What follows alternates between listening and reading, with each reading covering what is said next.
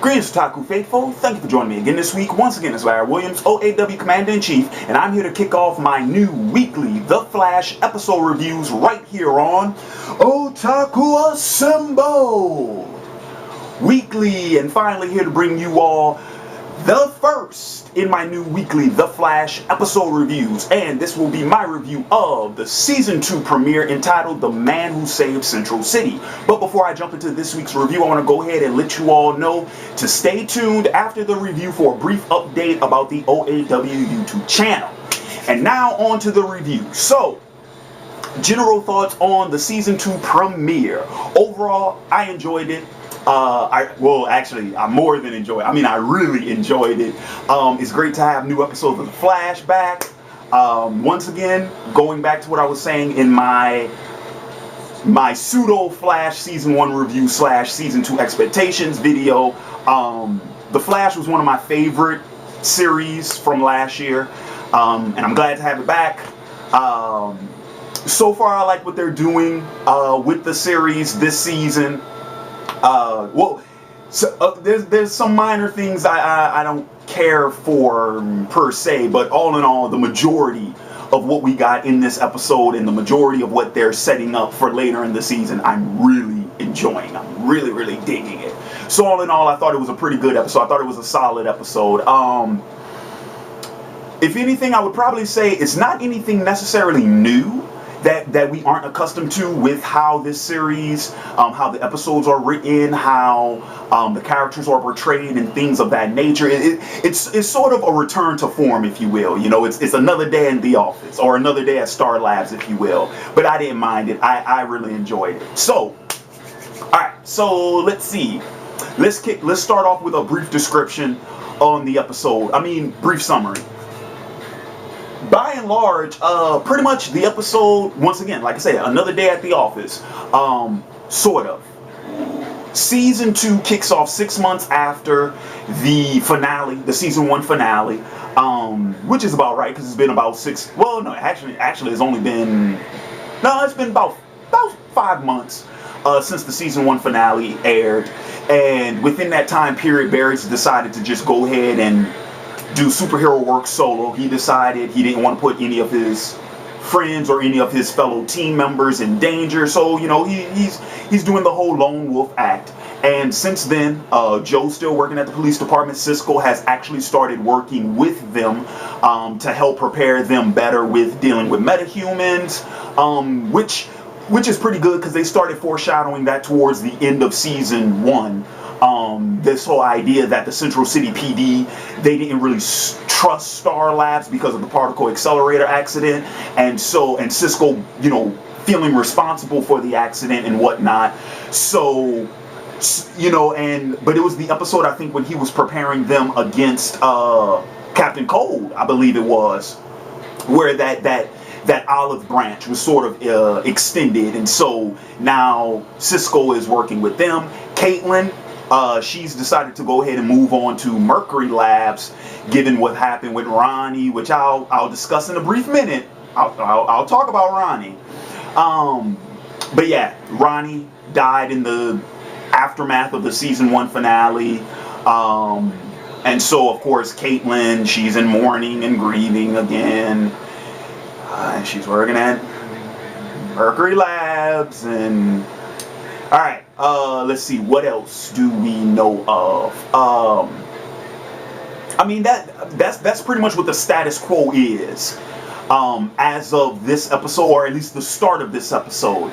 And pretty much it's just another metahuman villain. Barry gets the band back together, or rather, actually, I will give credit. Iris and Joe got the band back together, and you know they put their brains together, beat the metahuman. Which, brief note, Atom Smasher #1. I like seeing him in this episode because when they first showed him, I was like, wait a minute, is that old boy from Justice League Unlimited? And then sure enough, I was like, yeah, that's Atom Smasher. I knew that was him.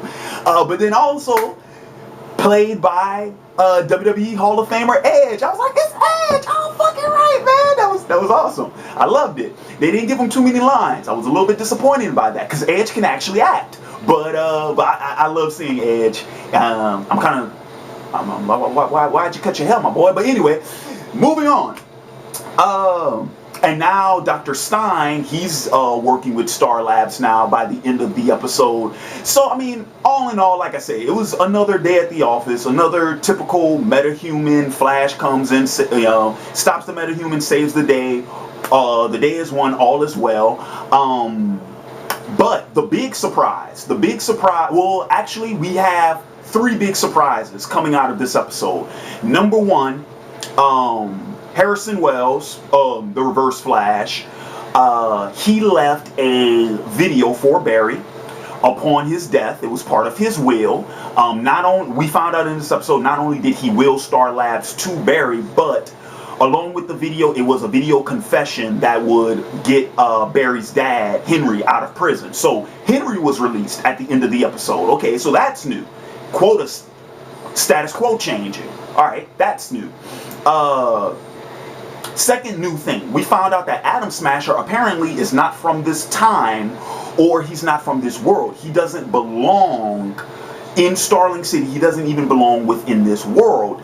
And apparently it was Zoom who brought him here. So now we've gotten the first mention of Zoom. We've gotten some very brief foreshadowing, some tidbit clue dropping to what we will potentially be dealing with in season 2. Once again, I still don't know if it's going to be another time travel thing like it was in season 1, or is with season 2 with Jay Garrick and Zoom, is it going to be more of an alternate universe thing? Haven't figured that out yet. And of course, the cliffhanger at the end of the episode is Jay Garrick's introduction when he shows up at Star Labs and introduces himself to Barry. And for those of you all, the uninitiated, Jay Garrick is the Golden Age Flash. He's the original Flash. And once again, going back to my expectations video, we know that he's going to be a supporting character, if not a dual protagonist in this season. So that was our cliffhanger for the end of the episode. So three potential game-changing, or definitely status quo changing events that took place in the premiere. Now, since I said I was going to talk about Ronnie, let me touch on that right quick, because there are 2 things. Remember what I said about how this episode was like another day at the office? Well, there's 2 things that haven't really changed at all. And I was hoping that they would. So let's talk about that. Number 1, Ronnie. Alright, so we spent, the first half of season 1 dealing with Ronnie being dead and everyone in mourning and, Cisco and Caitlin grieving, and it was so sad and all this shit, right? Now we're right back there because they just turned around and they killed Ronnie off, or I'm assuming they killed Ronnie off. The only reason why I'm saying that is because I believe that there is actually a new actor that has been cast for Firestorm. I think Firestorm is I think it's still going to be Professor Stein, but they actually have a new host body. I think that's right. Oh my god, and I love this song. It just came on. I think that's right. So I guess Ronnie's done. I think that's a huge mistake. I think there are so many more things they could have done with Ronnie. I liked Ronnie. I really dug him. I thought Robbie Amell did a great job. I thought he did a great job with the character. But once again, because we had, season 1 was all about him and Caitlin and establishing their relationship. And then, of course, him acclimating to this, these new superpowers and this new body sharing experience with Dr. Stein and all that stuff. I don't think we really got to know Ronnie as a person. We got to know him as I don't even want to say we got to know him as a character. We pretty much only really got to know him as a plot device, where he fits within the narrative. That's it. But we didn't really get to know Ronnie personality-wise. We didn't spend enough time with him. So I think that's a mistake. I think that's a missed opportunity if they decide to kill him off. But with that being said, I don't know how would you bring him back? And then how would you do it to where it wasn't repetitive from the first time you've done it? Because we've done this before. And that's the one thing that I'm like, ugh, we got to do this again. All right, whatever. Whatever. Okay. But the one good thing I will say that I like about the sort of the separation of Firestorm again, here's the thing. If you will recall from my expectations video, when I was talking about Harrison Wells, how he was such a great character, how he was such a great villain, but also I talked about his importance on the team, because towards the end of season 1, when Wells was not in Star Labs anymore, Barry, Cisco, and Caitlin, they struggled trying to deal with metahumans, and having that veteran presence, that mentor figure, that doctor figure. I mean, Caitlin's a doctor too, don't get me wrong, but I'm talking about having that, just once again, that mentor figure amongst the team. There was a void there after Harrison left the team, and now it seems like Dr. Stein is going to fill that void. I love that. I love that idea, because I think having a mentor character there is important. Now, how much of a mentor will he be to Barry? I don't know. And that may actually be where Garrett comes into play. Because remember, in season 1, Wells was a mentor to the entire team. He was a mentor to Cisco and Caitlin and to Barry. Now we got Stein stepping in, and I can see him being a mentor to Cisco and Caitlin. Barry, I'm not sure though. I mean, yes, he can mentor Barry in the sense of being a scientist, and Barry's a scientist. But when you're talking about being a speedster, Stein doesn't have that cultural backpack. He doesn't have that experience like Wells did. But now we're getting Jay Garrick, who does. So that we might actually get a dual mentorship going on with Stein, Cisco, and Caitlin, and then Garrick and Barry. In which case, I love that idea. I absolutely love that idea. All right. Now, what's the second thing I wanted to mention? Oh, the crying, Barry. The crying. Yes, ladies and gentlemen, I'm going to once again talk about the crying. I was hoping that I was like, all right, season 2. Woo, we got an older Barry, we got a wiser Barry. All right, we're going to do this thing. We done crying, right? Nah. Barry beat himself up because he felt responsible for what happened to Ronnie.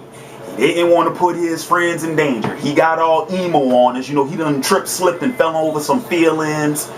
And he damn near got killed for it.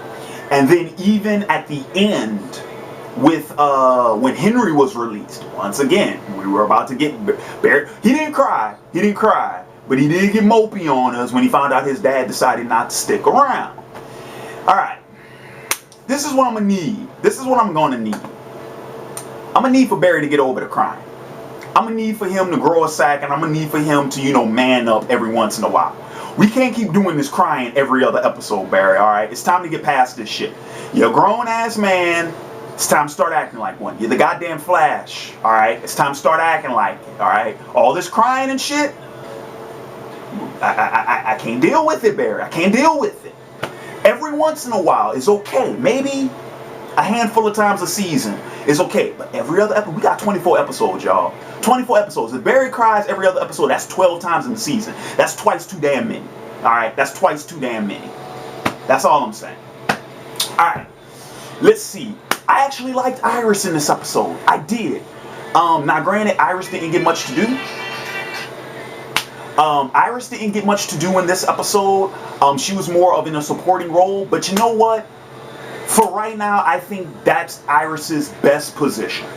The role she's playing right now. Be a supportive figure for Barry. Be a supportive figure for your dad. Be a team member. Even if she doesn't get involved herself, at least for the time being, have her be a positive, supportive character in the narrative. Stop giving her all of these negative tropes. Stop having her be this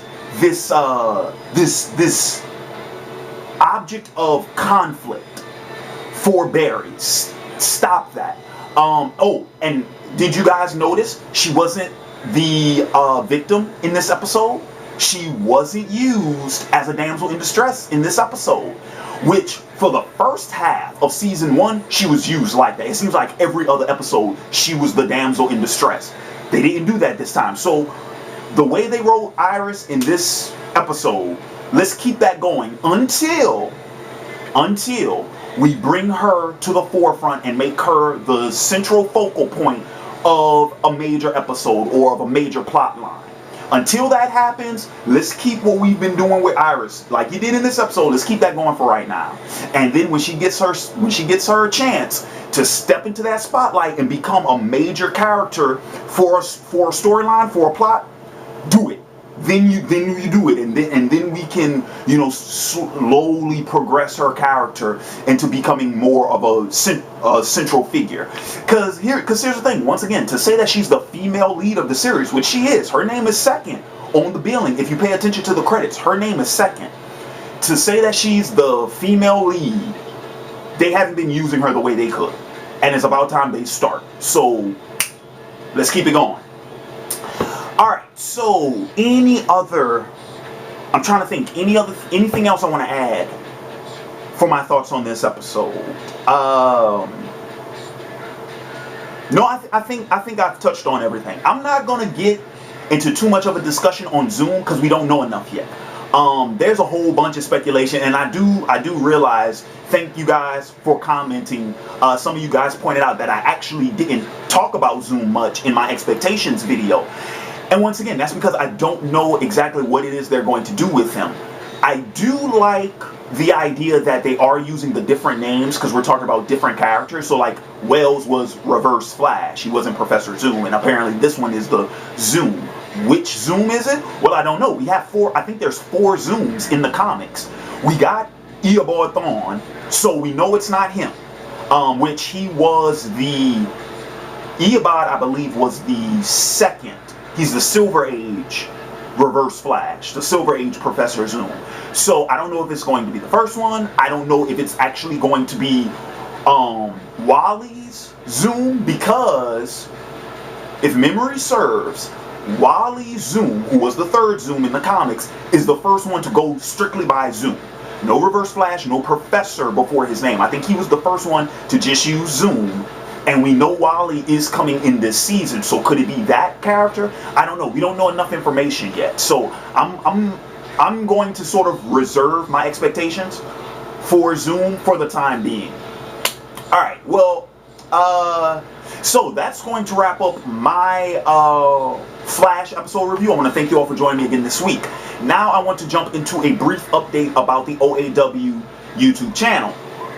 So first and foremost, I want to go ahead, let me start by thanking everybody who tuned in to last week's videos, my Vixen web series review, my Flash Season 2 expectations, and my Arrow Season 4 expectations. I want to thank you all, everyone who went ahead and watched those videos, and if you haven't had a chance to yet, go ahead, check them out.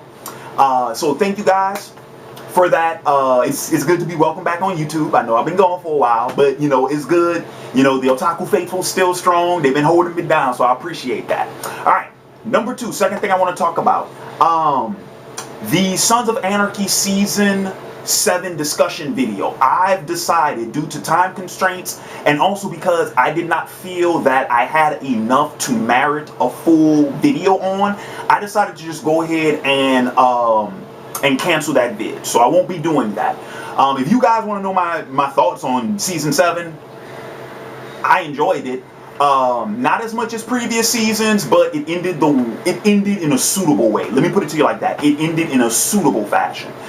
Everything about I didn't like everything about the season. There were some things that I was kind of disappointed in, some other things that I wish I had happened, but by and large, it ended in a satisfying way. Let me put it to you like that. So that's it. So now, with that being said, I want to get to the third and the most important thing about this update. What I want to update you guys on is going to be the actual uploading schedule for the fall 2015 and even potentially the spring 2016 season. Okay, so this video is going up on Thursday. All right, by the time you see this, it should be Thursday. This is what's going on. All right. Because of my work schedule, because my work schedule is so chaotic and it is constantly changing, both in days and both in shifts. My hours are always changing. I've decided that this season, I am going to be uploading my reviews 2 days later. So, Flash is released on Tuesdays. You're seeing this review on a Thursday. Check on the channel. Thursdays is going to be my Flash episode reviews. Arrow premieres on Wednesdays. By the time you see my review tomorrow night, it's going to be Friday. Arrow episode reviews will be on the channel on Fridays. And when Supergirl premieres on October 26th, Supergirl premieres on Mondays, you will be seeing my reviews for Supergirl on Wednesdays. I'm going to be releasing my reviews 2 days after the episode airs. The reason why I'm doing that is because, at least with a 2-day schedule, I know that no matter what my work hours are, giving myself 2 days to watch, review, record, and upload the video, I can make that happen. I also want to get into the habit of having a fixed schedule on the channel, so you guys will always know. If it's Wednesday night, Supergirl review. If it's Thursday night, Flash review. If it's Friday night, Arrow review. You guys will be getting the reviews on the same day every week. Doing it 2 days later, that's the only way I can guarantee that schedule. That's the only way I can maintain it. Okay?